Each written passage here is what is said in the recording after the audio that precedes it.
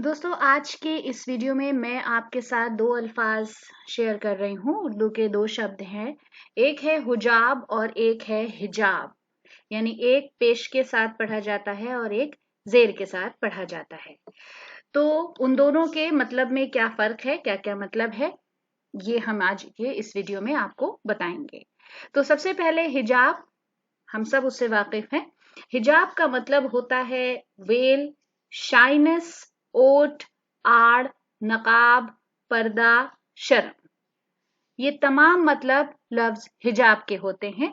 और जब हम उसे पेश के साथ लिखते हैं हुजाब, तो उसका मतलब होता है डोर गार्ड, यानी द्वारपाल, जिसे हम दरबान बोलते हैं। आम बोलचाल में हम उसे गार्ड भी बोलते हैं, रक्षक भी किसी किसी कॉन्टेक्स्ट में बोल सकते हैं। तो हिजाब वेल, शाइनेस, ओट, आर्ट, नकाब, पर्दा, शर्म, और हुजाब डोर गार्ड, द्वारपाल, दरबान, गार्ड या रक्षक। तो दोस्तों आज के वीडियो के लिए हमारी ये पेशकश थी। अगले वीडियो के लिए चैनल को सब्सक्राइब करना ना भूलें। वीडियो देखने के लिए बहुत बहुत शुक्रिया।